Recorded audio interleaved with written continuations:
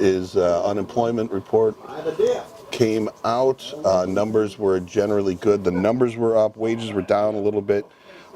We want to keep an eye on inflation. I really don't think that that's going to be that big of a deal. We have a ton of Fed speakers speaking throughout the day. Let me take a quick look at that.